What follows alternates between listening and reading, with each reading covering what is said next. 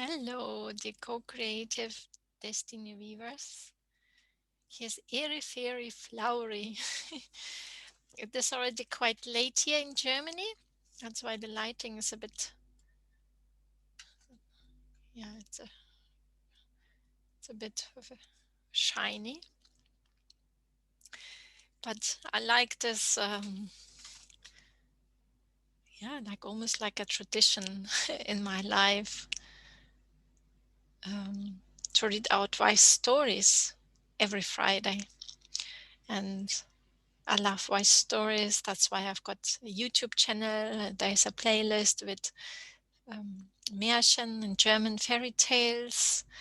And most recently, for a few months, I'm reading English fairy tales, or I try to translate them into English. And today, after speaking with a friend, a fellow womb priestess, Jennifer Jarvis, who is going to do a fantastic brew making workshop next week on the new moon on a Friday. I'm really looking forward to it. Yeah, I was thinking about this Russian fairy tale, which is called Wasilissa and Baba Yaga. Really, it's translated as just the beautiful Wasilissa. But Baba Yaga, who is one of my spirit guides for many, many years, one who taught me how to approach life through using anything what comes at us in an alchemical way. It's like this cauldron where we pick up the different recipes and we create our own destiny. And she has been a great guide to me to approach death and anything what people fear is the dark. She's living alone in the woods, and her house has got like these legs from dead chicken, and there are skulls everywhere around her home, and she can shapeshift in every in everything she likes. And she's often portrayed like as this very old, ugly hag. That's where the rune Haglas actually comes from, hag. But really, she appeared to me many, many times as this very great guide and as this ever-loving woman full of unconditional love, very similar to the goddess Hel, who is guiding the fire home, where all our shadows are being burned. And Baba Yaga brings very similar shamanic, alchemical, shapeshifter energies. She can transform herself in anything. Whatever life throws at her, she just takes it as a recipe to put it in her cauldron and make magic with it. So I'm so grateful for her guidance. And this fairy tale Wasilissa, I've been telling that at schools or with workshops with girls from the age of 6 up to an open age. Always in our co-creative circles, we did then also like little doll like this. This Bereginia I did in an Anastasia kin domain in Siberia. That's where I learned it. It's a very long tradition how to do this Bereginia protective doll. And there is a doll in this fairy tale Wasilissa, which I like to tell you about now. So it's a very old Russian fairy tale. And it was long, long time ago. We don't know exactly when. There was a man who lost his wife. She died, and he was left with his daughter under the name Wasilissa. And the mother, before she died, she gave Wasilissa a doll, and with the following words: "This doll will always protect you. Just be good to this doll. give her something to eat, give her attention and love. And whenever you've got a problem, you can tell that to this doll and she will help you. In that way, I'm always going to be with you. And so it happened that after a few years, Vasilissa's father got married again. And the stepmother was not very nice, and she already had 2 girls as well who also moved in the house, and they were really horrible, all 3 of them. And they made Wasilissa work very, very hard from the morning till the evening. And really, they were just very, very jealous, because Wasilissa, she was very beautiful and she was able to do all the tasks in a very good manner, in a patient and good manner, whilst the other 2 daughters from the stepmother were very lazy and didn't like to do anything and were not really nice to look at. And the stepmother was very jealous, and she was thinking that probably her daughters would never find a husband if the beautiful Wasilissa would be there. And so she came up with a plan. She heard that in the deep woods there was this witch Baba Jaga who was very feared from everybody. And she heard so many times that nobody would return when they go to Baba Yaga. And so she had this plan to send Wasilissa. And she said to her, we don't have any light and no fire, so go out to Baba Yaga and get us some fire. And of course, Wasilissa, she was afraid to go out there all by herself. But at the same time, she remembered she has got her doll. She took the doll with her and started on her journey. And eventually she did arrive at the house. And first of all, she did see like 3 kind of horses, like a white, a red, and a black horse. And she was wondering, who are they? And she has seen everywhere skulls around, and in the skulls the light burning, and the house of Baba Yaga, like on very thin chicken legs.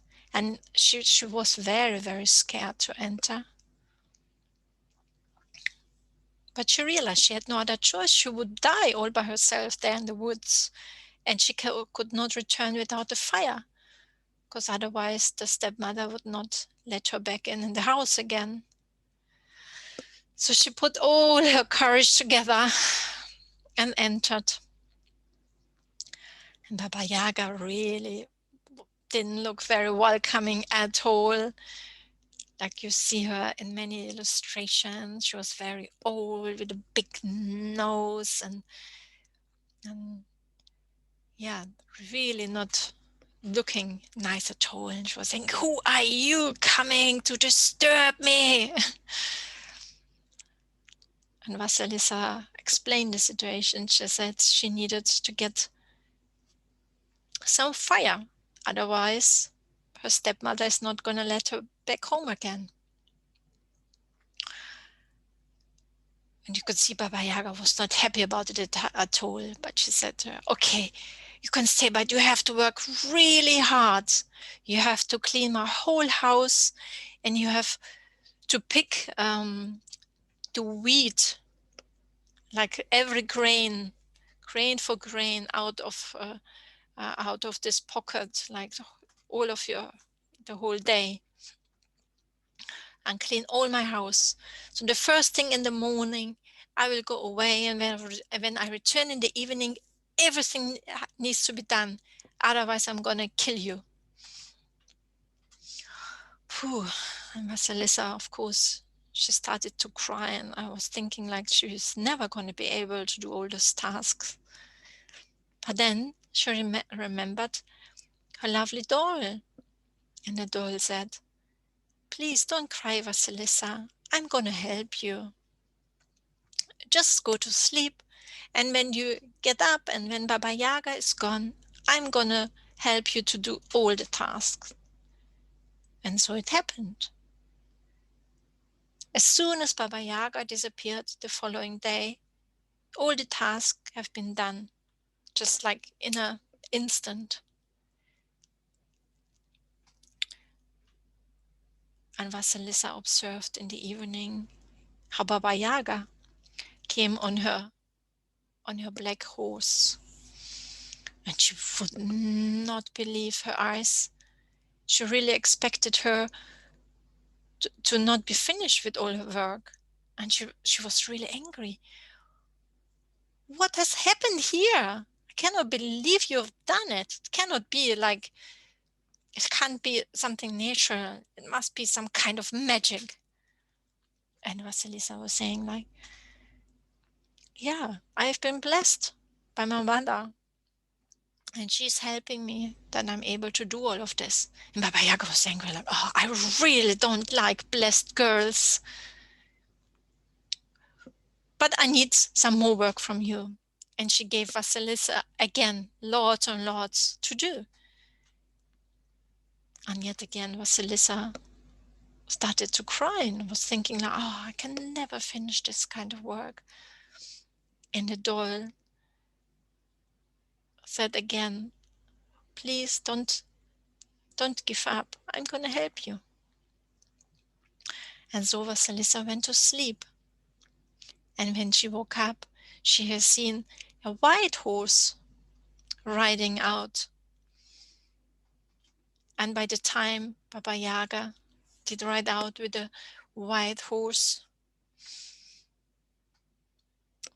the doll, within an instant, done all the work.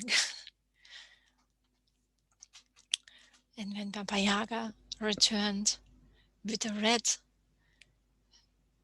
red horse, she would not believe again. Everything, all the work has been done, and she was again so angry. She was saying, I cannot believe it. What is happening here? And Wasilissa said again, I'm very blessed and I get help from my deceased mother. And Baba Yaga was saying like, I really don't like blessed young girls. And I want that you leave. I don't want any blessings here. And Wasilissa said, yes, okay. But can you give me this fire? Otherwise the stepmother is going to kill me. And Baba Yaga did agree. And she said, okay, even though I cannot believe what happened here, I'm going to give you the fire and just go because I don't like any blessed girls. And before Wasilissa left, she was asking Baba Yaga, before I leave, can you tell me what do the white, red and black horses stand for? And Baba Yaga replied, the white one stands for the sunrise, the red one for the red sun, and the black one is for the night. And they are my guardians. And yeah, and they belong to me, and I've got control of all of this. And now leave. And so Wasilissa took the fire in the skull and took her doll and returned back home. And the stepmother and her two daughters still would not believe that she was returning. They were really hoping that she died on her travels to Baba Yaga. And once they looked in the sky and saw the fire, it burned them. And they just burned into ashes. And so it happened that Wasilissa came to live with an elder woman who gave her the task to weave like clothing.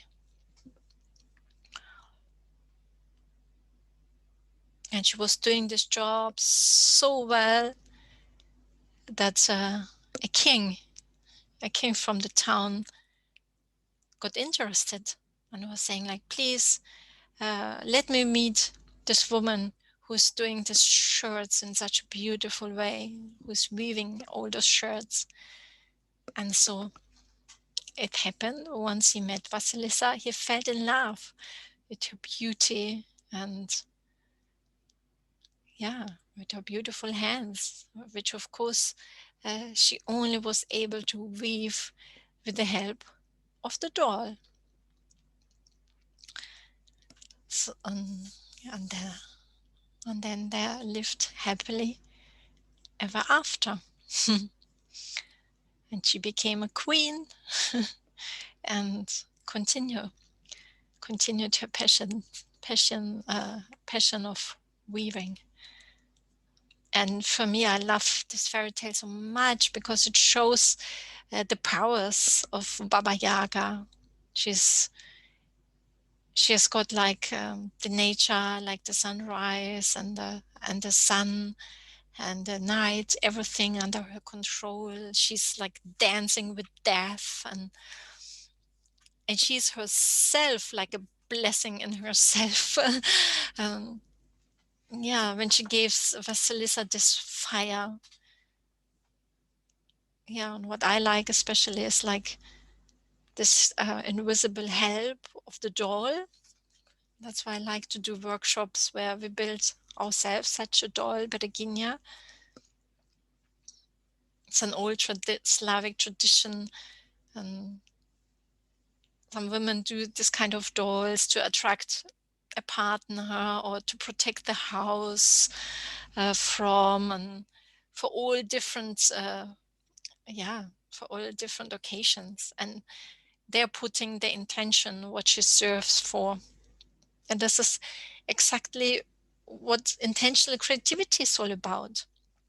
And what me and my co-creative destiny weaver Shireen Lovegrove started with a Weaving Wealth Women Facebook group. We are delivering masterclasses each Tuesday, 8 till 10 British time and 9 till 11 Central European time if you like to join. We're similarly to this fairy tale, it's about opening up the space to set an intention and then meet our wealthy goddess and receive symbols and messages from her. And when we then start to embroider her, we breathe life into her.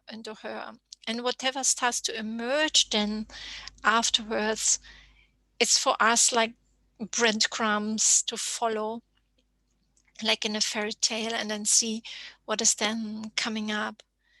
For me, for example, I've to a wealthy goddess meditation, which I'm then doing, I met the grandmother from my Siberian background. She's called Umai. She gave me the symbol of the lovey heart, which is like co-creation between the masculine and the feminine. So I started to embroider that. That's going to be a matryoshka. And magical things start to happen when we embroider in such an intentional way. Like in this container of wealth creation, I'm reminded of my ancestral roots, where I come from, like Siberian Kazakh roots. And the more I connect with Umai and listen deeply, I receive messages like that. And now we want to do like with some friends here locally, like a ritual to bring harmony between masculine and feminine. And I'm in contact with women from whom I learned Kazakhstan embroidery in Mongolia. So magical things are happening. And this is the art of sacred embroidery and intentional creativity. I also feel like I might be doing a workshop online. No, I said like doing that with girls in schools. Maybe I should do a workshop online where we can also do a Bereginia like that. Our magical doll, which we bring to life with our intentions. Yeah, I hope you liked this fairy tale.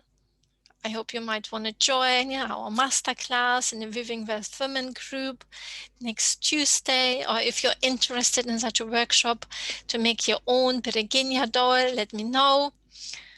And yeah, I'm wishing you a wonderful weekend. Many blessings. Lagadaru.